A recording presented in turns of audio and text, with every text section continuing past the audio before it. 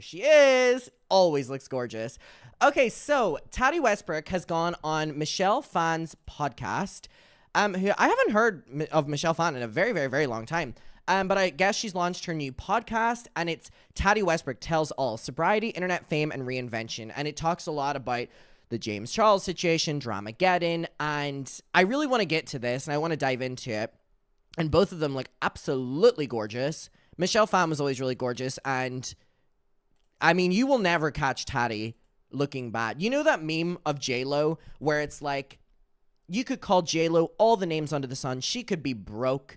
She could be divorced, but you will never catch her lacking. Like, J-Lo will always look gorgeous. And then I think of that when I see Tati. I'm like, even at her worst, the hair is gonna look great. The makeup's gonna look amazing. The outfit's gonna be great. Like, there's something about her. I just appreciate that, like, it's literally that meme. Like, you'll never catch her lacking. You'll never catch her lacking. But before I get to this, I see that Tati has basically done her own video in which, again, she looks great. She looks great. And she's talking about her sobriety. So I definitely want to get to this, and then we'll get to the podcast. So let's get to it. Junkie Sama, hello. I hope you're doing well. All right, we ready? Because I'm ready. Let's do it. Oh, sorry, there's an echo of myself. Where's that coming from? Engineers behind the scenes, as in me. All right, let's get to it. Today I have a really intense video, trigger warning. We're going to talk about addiction, alcoholism, rehab, all of it. Wow, we're getting right in it. I love when a video opens with a trigger warning. I'm like, I don't know what to expect. She looks great. She looks great. I'm just going to go ahead and jump on in.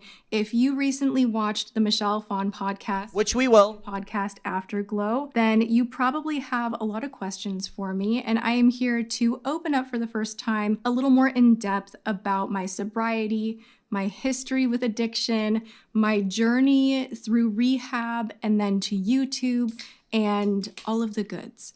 So let's settle in. I have a lot. Sorry. Sydney said, trigger warning, you guys, but first, here's all my social media. So that's literally what she did. That I am excited to get off my chest because I have wanted to make this video or something like it for many, many years. Why is this video so, like, choppy? Landscape has not always been, in my opinion, very... By the way, this is not me. The video is just choppy. Like, look, I can move fluidly. Like...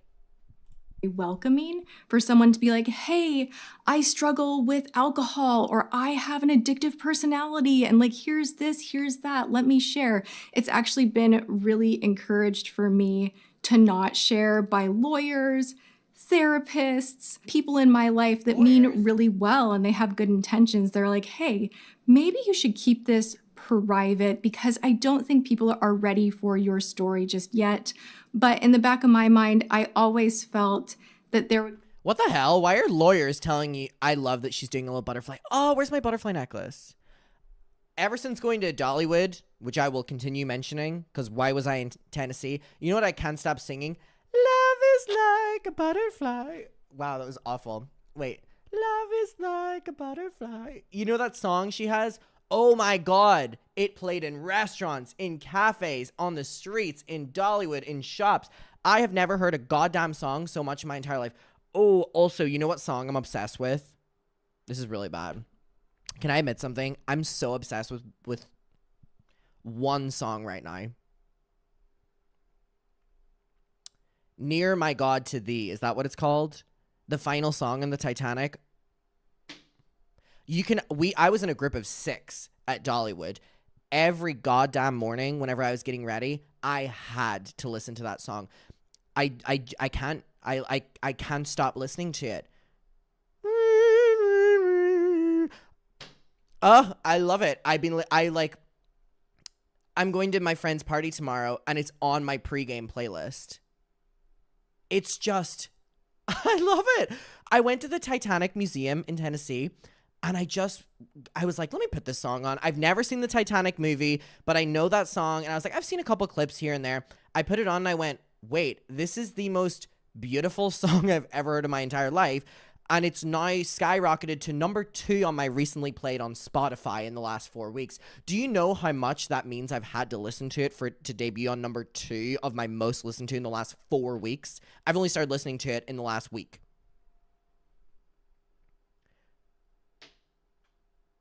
It's so good. Love it. Love it. Would come a day where Sorry, back to the point.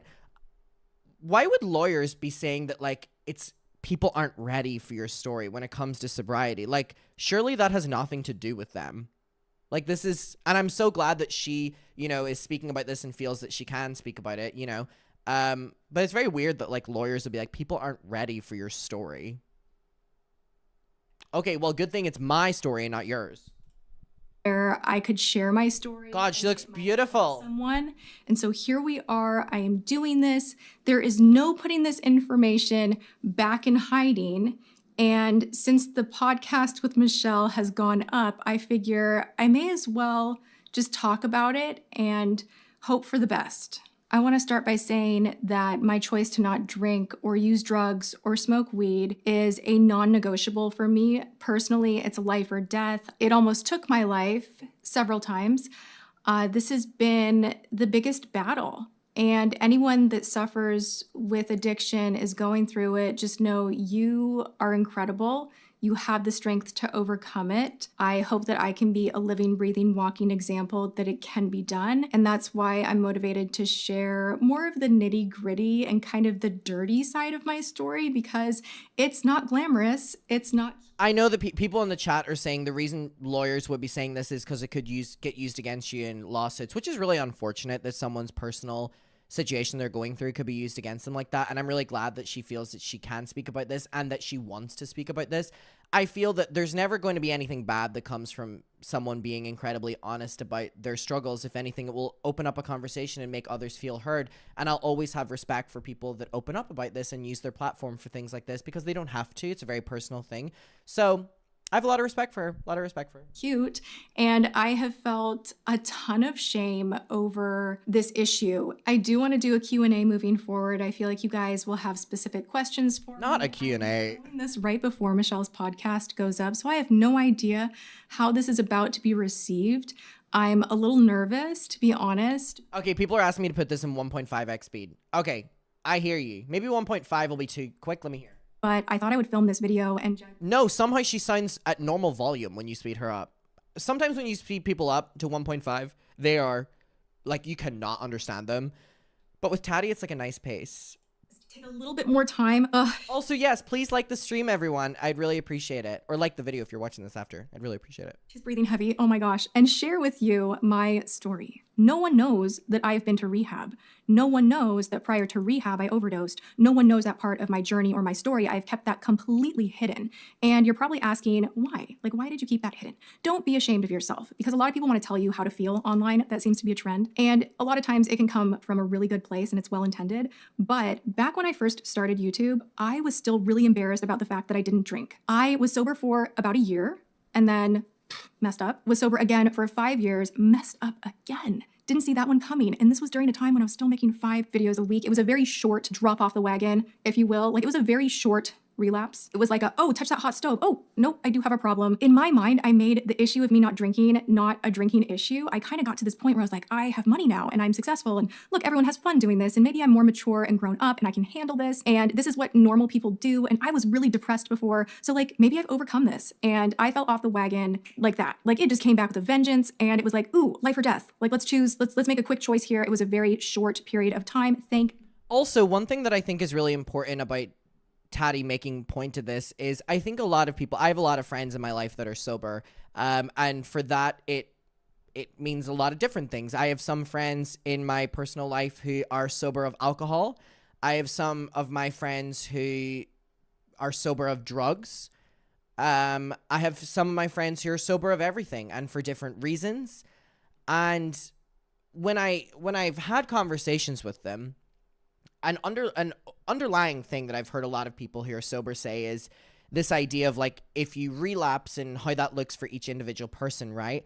And I think what's really important on Tati saying this is it's like reminding me of conversations I've had with my friends where it's like, if you in your eyes fall off, that literally can just be part of your journey. And I think normalizing the fact that if you happen to, you know, do something that goes against your sobriety and it's another wake-up call for you, maybe that was also needed. You know, maybe it was needed to, you know, experience it again and be like, oh no. And obviously that looks different for every person, but I think acknowledging this conversation that if you, in her words, fall off, you can get back on and you can get back on with your life. And I just think that there is always something so productive about being honest about struggles that you go through in life. You know what I mean? God, and I was back on the sober path pretty quickly, and I have been for the 8.5 years since. I am so sick of pretending to be something that I'm not, and I'm ready to just say, hey, I'm not perfect. Far from it. I have big struggles, and I have found a way to overcome a lot of them. And does it mean that Obsessed with her holding the water. Obsessed with her holding the water. every day is like the best ever and that I never have days where I'm down and I struggle still? No, but I've made a choice to not use substance because I know it can take me out real quick. If you struggle with alcohol, it's everywhere. The grocery store, you're on a plane, driving down the street, billboards, and the sides of buses. And it's just like, if you're upset, drink. If you're celebrating, drink. Just like wild how much focus we put on drinking. It's not healthy for you, whether you have an addictive personality or not. You're gonna feel like crap the next day. It can really rob you of your energy, age you. It does all these crazy things that not a lot of people really want to talk about. But it's continued to be a thing that I've had to kind of like dodge the bullets along the way and kind of surrender to the fact that this is truly not for me. So I do not drink. I do not smoke. I do not smoke weed. I am absolutely through and through sober as they come. I might be addicted to makeup though. As I'm looking behind me, this looks like a lot of chaos and I get it. You know, my advice, honestly, like in the middle before going into a little more of my story, sometimes when you give up something that provides you with so much pleasure and escapism makes you feel good, the best thing you can do is pivot and find something else to be fascinated with that makes you feel good. Just make sure it's in a way that's healthy, that's not damaging, that couldn't potentially kill you or other people. I think that's kind of where the real intensity with loving makeup started. To back that up a little more, I've always loved makeup. I have worked jobs doing makeup. I wanted to be a celebrity makeup artist. So I've always been in the beauty game, but really taking focus and like building this career, I feel like that's part of my own superpower is being able to go all in on something that I derive joy from and never know how to get enough. So like my joke with people in my life, I'm like, I don't know how to quit. Like I don't know how to quit something that's good for me. I will go all in. And if you struggle with addiction, that right there is your gold. That is your superpower. You will not be distracted the same way much of society is. You will have it in you to go that extra mile, to learn more, be more detailed, to really just push through. You know how, once you've mastered the art of stopping. And huge congratulations to everyone I'm seeing in the chat, opening up about their sobriety as well. Huge congratulations. It's a very hard thing, and I think talking about the conversation of sobriety is a really beautiful thing. And I'm so glad that we've moved on from a time period where it was maybe a little bit taboo. And again, I cannot stress enough just how much respect I have for people who have the conversation, And, you know, Tati's career on YouTube has been a roller coaster, and I can't imagine navigating that with, you know, issues of, you know, sobriety and relapsing like she just opened up about. And to be able to kind of look at that retrospectively and talk about your experience, I just think does a world of good. And I'm really happy that she was able to find a passion within makeup and use, in her eyes, that addictive personality on something that really was great for her. Some type of substance, drinking, what have you, you've mastered the art of delaying pleasure. And that is a huge, huge foundation to building any business, you know, long-term success. The ability to say, I'm not going to go to that fun event and get buck wild right now because I've got to work and I've got to pour into what I'm creating. And so for me, that's how I was able to go 5 days a week on my channel for 5 years, is because I was all in. I used that part of my brain to my advantage instead of allowing it to completely obliterate me. You guys are like, tell us about rehab. People always want to know. They're like, the rehab part. What was that like? How did that go down? What was that all about? I partied pretty hard in my 20s, nothing out of control. But when I hit my rock bottom, it happened fast. Like it all of a sudden one day became this thing where I was drinking right when I got up in the morning. I noticed that I started hiding my drinking. Like I was putting vodka in plastic bottles, taking it to the movies, like, oh, I'm saving money. But the reality is I wanted a certain amount. So that's what I would do. And I had all these different things that were changing in kind of a short 3-month period before I ended up going to rehab. My life had completely fallen apart. So let me start there. I was kind of a social partying drinker, had fun, whatever, a few wild nights here or there. And then everything completely collapsed collapsed out under me. I lost my job, didn't have anything in my bank account. I think I was like negative $35. And I was like, I'm going to lose everything. I had to move back home with my mom. My fiance had dumped me. I felt like I had no options for a career. I didn't have anything going, and I was on top of it deeply depressed. So depressed. I could not function in my day-to-day without alcohol to numb that void, to numb that pain. I just did not like being alive. If I'm being honest, I hated my life. I would wake up and I'd be like, I hate being here. Had some childhood trauma to sort out on top of it. Most of us do. And it just kind of all came to this like point where my drinking escalated, and I just didn't care. Like, I just kind of didn't care anymore. I was like, this is what I do to feel good, and I just kind of don't care. Like, therapy didn't work, antidepressants didn't work, like nothing worked, going to church didn't work, which literally I have so many stories I could tell you guys that are so crazy. Like, I woke up one morning, I got full-blown loaded and walked to church and went to worship and listened to a sermon, so drunk, begging God to relieve me of this, that the pain of this life had just gotten to be like way too much. Like, it just felt like I was in chronic pain emotionally and even physically all of the time. Randomly one day, just if the zero fucks given could have been escalated, somehow they were, and I drank with more force and ended up in the hospital, convinced everybody that I'm fine. it was a wild night. It was fine. No, I didn't mean to do that. Absolutely not. Went home, and the next day I was like, well, clearly I'm going to need to do more. And this is like the shame that this is the part of the story. Oof. I want to share the dirtier parts of my story. Okay, I'm going to stop before she gets into the next part, because I don't want to interrupt the next part. I think what she's saying there, in terms of the conversation about your 20s, is actually very good. And it's something that you hear a lot of people say. And I don't know if maybe I'm picking up on it more because I'm in my 20s. I'm 21, and all of my friends are 21 to 27, I would say, are like my friends' median age, right? With the majority of them being like 23 or 24. And we, are in our 20s. And again, I very much so appreciate the fact that I have friends that are sober, because it definitely opened my eyes to a lot of things that maybe I wouldn't have experienced if I didn't have friends that were sober. And I'm so grateful to be a part of, friend groups in which there's different dynamics. There's people that are sober, there's people that are not sober, and all like this. But I've had conversations with my friends about the concept of, being in your 20s and what is too much and what is, being in your 20s. And I think this is an interesting conversation that she's bringing up. When you're in your late teens, early 20s, that is the years when typically most people party the most. Typically most people go out the most. And I personally definitely think I'm on the other side of that now. Whenever I was 18, 19, and kind of 20, but like kind of faded away whenever I was like 20. I would go out all the time. I would go out like most days of the week. I would go out to bars. I would go out clubbing. I was drinking a lot. And I never had a problem with drinking or anything. But, the climate of that time period when you're with all your friends, the social situations you're putting yourself in are all drinking and all like that, right? And it's an interesting conversation I've had with a couple of my friends, the older we get, where we talk about this concept of like what is too much and what is just partying in your 20s. I don't know if I'm just kind of rambling or anyone else feels what I'm putting out there. Maybe I'm not describing it the best, but like, for example, me and my friend Rachel, I remember when she used to live with me, we would sit down at the end of a night out and we would be like, okay, like maybe we'll only go to a bar once a week. Or maybe we'll only go to a club like once a week. Like, maybe we shouldn't be going out, 3 or 4 times a week on the basis of, we're in our 20s. Because you don't get stuff done. You have so many hangovers and you have stuff like this. So I definitely think, personally speaking, by the way, I'm not taking anything. I'm literally just trying to give like my own personal opinion and experience to try like broaden the conversation. Because I think any conversation in terms of this is great and can raise awareness.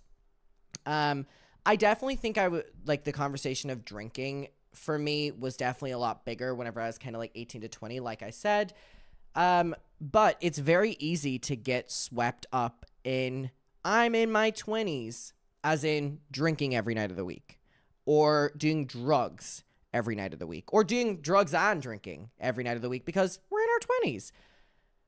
And I think acknowledging as well that you can push it too far, or you also have to be looking out for yourself. You know, like there needs to be this balance, right? And I think at 21, I finally understand that. Whereas whenever I was 20, 19, 18, I definitely think I would, like, my motive thing was like, if I'm not drinking, I'm wasting a night. You know what I mean? Like if me and my friends aren't going to a bar, we could be out having fun right now. And I definitely think just like being honest with your friends as well, because sometimes you and your friends will go out because you think both of you want to go out and then one of you doesn't. So I always appreciate when people have conversations about like partying in your 20s. Sorry, I'm so rambling right now, and I fear I'm not making sense, but my point makes sense in my head. That be cautious when you're in your 20s. Obviously, that is the time period you will be going probably the craziest, but also be wary, know your limits, and don't do things on the basis of, well, I'm young. Well, I'm young. You can also be in your 20s and your life can look very different than people who want to go out partying every night of the week, which is what I wanted to do whenever I was younger, right? It's not a token thing that just because you're in your 20s, you have to be getting drunk every night. You have to be doing drugs and stuff. And it took me, you know, having to surround myself with a lot of people who are sober, and I am the furthest thing from sober. Like my attitude towards drinking is very, very, very different now than what it has ever been. I mean, you know, don't get me wrong. I love drinking. I think it's fun and, you know, in moderation now. And I'm saying that as a 21-year-old. And if there's anyone out there that's in their 20s who felt like what I did last year and the year before and how my friends felt, which was we were pushing ourselves to go out partying because we're young. And once you realize that that's bullshit and you don't have to live like that, it's great. It's great. And now for me, my idea of a night out is going to a wine bar with my friends. And if it involves going clubbing, it's not going clubbing to the stage where I'm like blackout every single night and hiding behind the gauge of, well, I'm young and I'm 20. So if anyone out there is listening who is around my age and is feeling in this climate, like if you've just gone to college, you've just gone to university, and all your friends are drinking every day, and that's not your vibe, or maybe you want to take a day off from drinking or a week off from drinking, whatever, that's also fine. But one thing I do want to say is you can also partake in those kind of things without drinking. You know, you can also go to a bar with your friends who are drinking and not drink.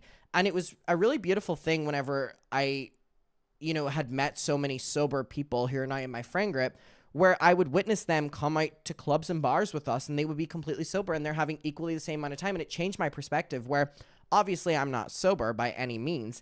I enjoy drinking. I enjoy going out. But it looks very different to me, where I know that it doesn't have to be an obsessive thing because we're young. Because if you do that all throughout your 20s, you know, it can lead to a pattern of behavior that maybe you can't get out of. So just always take care of yourself, look out for yourself, know your boundaries. And again, if there's anyone within my age that is in that period of their life right now, just know that it's also okay just to have like a chill night. Or if you decide to go out, you don't always have to drink. If you don't want to. If you want to, then great. But also just kind of recognize that you need to respect your body's personal boundaries. And yeah. Sorry if that made no sense and I was just rambling, but it made sense in my head.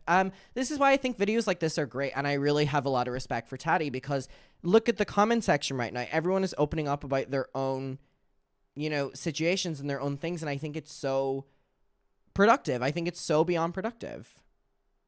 Because I know there's someone watching who needs to hear this, that needs to hear that there is a light at the end of the tunnel, that you can change and you can go through. Jen Love, hi.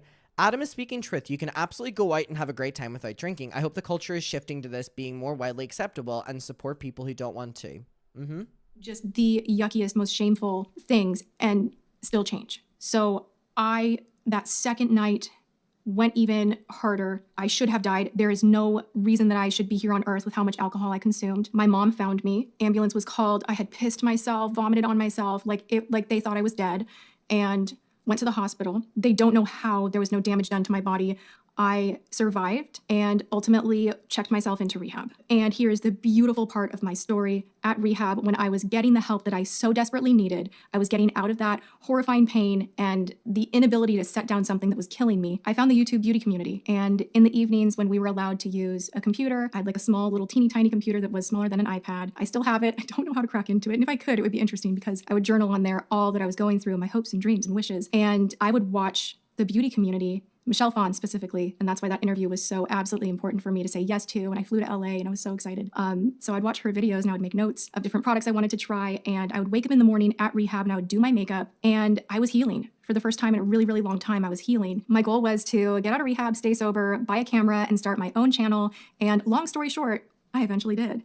And I got really good at it. It didn't happen right away, but with persistence, things started improving. And again, there's that magic within someone with an addictive personality. Just pivot it, get out of that pain. You can. It's going to be painful, but you can do it. And that's my story. I've always wanted to share. And it's been tempting to, especially when I've been on panels and someone will ask, why did you start your YouTube channel? There's always this like micro expression of mine where I go back and I'm like in that rehab facility and I'm just hanging on for dear life. I so often wanted to share, but I wasn't ready. It didn't feel right. Even at the Kiwi launch party, you hear me speaking about Michelle and I'm like, I think I say something like, you helped me so much. Like, and I almost start crying and like, I didn't tell her then. Okay, where I'm getting to, I also had like my number one hero here who I watched before I started any of this. It helped me in a really dark time of my life. And I love you so much, Michelle. So when she invited me on her podcast and I sat down, she didn't know that I was going to drop this information. It was just like, hey, let's talk about like the journey with all the online drama and litigation. And she asked me like, tell me about why you started your YouTube channel. And I was like, oh man, here we go. If this moment is going to happen, it's going to happen right here with the woman that unknowingly helped me in the early stages of my recovery right after I had tasted death. What a cool moment. And I'm so grateful to her. And so sorry, Michelle, that I just dropped that on you without telling you in advance, because usually if there's some kind of heavy topic like that and you're going on a podcast, you give the host a little more of a heads up. And I didn't. I was undecided if I was going to do it or not. And when I was there in the moment, I was like, I have to. This is a lot to digest. Even for me, I don't talk about my story in detail this much anymore on the regular. It's something that happened in my past. It greatly shaped me into who I am today. I'm really proud of my recovery. And like I said in the podcast with Michelle, something that I'm most proud of is that during all of the craziness of almost divorcing James and being offline and all the litigation and losing Tati Beauty and, and even now recently having to part ways with, I've stayed sober. Part ways with who? Part ways with who? What am I missing? Is that Halo Beauty? Did I read that Halo Beauty is no more? I think I read that recently, right? Is that what was happening? Was it Halo Beauty? Oh my god, my friend got great news. I think it was Halo Beauty. And I'm really, really grateful. Oh, Tati Beauty. Why did I never share this online? I was afraid. Because a lot of people in my life, like in my personal life, they would downplay the fact that I had a drinking issue. And it would just always feel kind of weird. Like, it would just feel like, are you embarrassed of me? Like, am I embarrassing you? It just had that taste. People are like, no. And like, people just don't know how to act. And I was like, I don't know, maybe that's my head. Like, I don't know. People are treating me weird now that I'm sober and it's this whole thing. And people treat you like, you're just really weak. And like, you have a problem. And like, and you couldn't fix it. Oh, like, and you're just like, you're wearing that scarlet letter. And it just feels just like so coated in shame. And I want to like break that apart moving forward, because there's something so powerful about choosing to get sober. You are incredible if you choose that path. There's nothing shameful. Halo Beauty, yeah. But I let it get to me in the beginning of YouTube when I was mingling, meeting people, going to events. Like, I would tell people that I was like on a cleanse, or like, I just don't drink for health reasons. I would make up all these different excuses as to why I didn't drink. And people so quickly would be like, oh yeah, okay. So anyway, I went to an event with a very powerful, at the time, president of an MCN was hosting, and we all, like a bunch of girls, we all went to have drinks at the Tropicana, and then we were going to a concert afterward, and everybody's just like chit-chatting and whatever, and I will never ever forget the heat in my body that went from my toes up to my head. I ordered a virgin mojito. The president of his company looks across the table right at me, eye contact, and says, "It's a virgin mojito?" I'm like, yeah. Now, again, I can speak on this because I've had conversations with my sober friends about this. Alcohol is one of the only things where people will like shame/question you for not doing it. Like, people won't shame or question you for not smoking cigarettes or smoking weed or taking heroin or doing lines of cocaine or taking bumps of ketamine, or what else is there?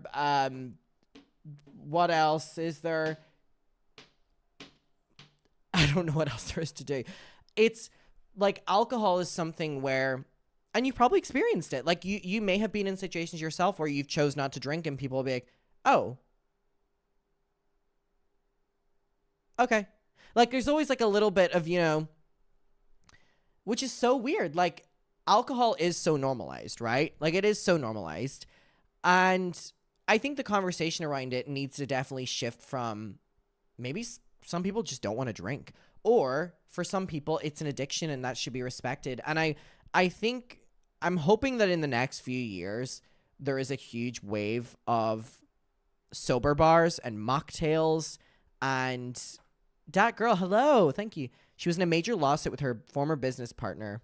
Emily D. Baker did streams on the lawsuits. Is Emily from Tennessee? Because everyone was like, Adam, you need to go and see Emily. So anyways, I really hope that there is something like that. The format of a bar, but like soberness, or just like, it doesn't have to be so instilled that everyone has to drink. Because I think ultimately it will only benefit people. Yeah. I'm getting kind of nervous. She's like, and this is in front of a bunch of influencers, mind you. She goes, what are you, f***ing AA? And I about like melted into the ground. I said something like, no, it runs in my family. I just choose not to drink. And I felt so much shame in that moment that I decided in this industry, it is not safe for me to out myself. It is not accepted. It is dirty. This is something that I have to hide if I want to be successful. And that's really sad. I've been privy to conversations where people are talking about other influencers and that they have a problem and how they would talk about those characters. And I'm like, dang, you get a front row seat to this kind of talk and you will learn to keep your personal stuff very, very private. There have been friends who are therapists. I had one girlfriend who, has her doctorate and she was working at an addiction center and she had no idea that I had the history that I had. And she was like, addicts are the worst. They're the worst people to walk the planet. And like, it's so pathetic hearing all of them whine and complain all day. And I just can't take it. And like, I would sit there and be like, gosh, this is how people really see this issue. And I don't know when it's going to change, but I'm going to just zip it until it does. And I don't know that it's completely changed. I just don't care anymore. So if people think that I am weak or a liability or unfun or whatever you want to come up with in your head, like I'm finally okay with it. And another great thing that I do have going on for me in my life that has been the biggest blessing, because I do believe with sobriety come many, many blessings. I remember someone told me that in the beginning. They're like, sobriety brings blood. Also, alcohol is so normalized in the work sphere. Why did I say sphere? Sphere. In the work sphere. Work drinks, it's not uncommon for people to, get blackout drunk with their boss, or for their boss to get blackout drunk at Christmas parties, and for, Tati to be invited on a work event and her not drinking is a problem. You know what I mean? Like, it's so normalized that I hope we really start to shift that. And I think Tati outing this in terms of how people treated her is so good, because it's going to put people under a microscope. Blessings you will see, like there will be good things that will happen in your life. And I didn't believe that at the time. Like I remember like my first group session, they're like, what are you grateful for? And I literally was like, I don't know. I have hands. I could not find gratitude in me. I was so broken. So hearing those things in the beginning, they did help and they were very, very true. I met James. I had my year and then relapsed and then moved back in with my mom. And I think it was a few months later that I was pretty fresh after my relapse, which like they don't recommend. But write your own story. I met James and he gave me permission to share this, by the way. Maybe in the future he will share his own story because his story is freaking wild. But the man has 28 years sobriety and he has been my biggest rock as far as just putting one foot in front of the other with my own sobriety journey. And I think it would have for me been really impossible to be with someone that partied or even drank casually, because for me, it was just such a head game and I had to remove myself from so many of those scenarios that in like your private intimate relationship for me it just wouldn't work. And I just felt like, oh my gosh, I'll never find anyone, like this is gonna suck, my whole life will suck. And my life does not suck. I am a self-made millionaire, former addict, high school dropout. I have no education. Let's just like put that out. Oh, she's clocking the tea as well, because I want to tell you, whoever's watching this that feels like they won't find love, health, that they don't have options, that they're just out, like hang on and push through. There is always something better available, and you might have to go through hell to get there, but I really believe you can get there. So that is my story. Oh my gosh, I'm gonna admit that I kind of feel like when you meet someone for the first time and you really spill and like you way overshare, like I kind of feel like that's how I'll feel going to bed tonight. But also there are so many of you that have been with me for so many years and it has meant so much to me. And even during my time of relapse, I would still be in my DMs. You guys helped me, many of you, when you didn't even know you were helping me, and I'm so grateful for that. And you are my family in so many ways. And just thank you so much for being a part of my life, helping me to have this incredible career. I think things are going to get better, you guys. Like, it has been such a shit show. It has been a terrible past 4 years. I'm so grateful to be out of litigation. That is over. And, you know, I'm excited to see where things go next, and also excited to hear your questions. So if you have them for me, I am an open book. I love you so much. Thank you for taking the time to hear my story. Love her ending it with a Q&A. Really beautiful and really, really, really important. And there's something really beautiful about how her and her husband are sober together and how they complement each other. And it's a really important story to let people know as well, that they don't need to change their life if they're on a sober journey to not be sober, to just meet people. I just think that honesty is always great. And I think this is really wonderful, actually, and I don't say the word wonderful a lot. I'm very happy for her, and I'm glad the response has been great. I would expect the response to be great, because why would it not be? Well done, Tati. I mean, the only thing that'll come from this will be productive conversations, which is great. It's great. So we will leave this here, Tati's video. I want to go and watch the Michelle Phan podcast now. I want to see how she confronted that. And yeah, let's get to that.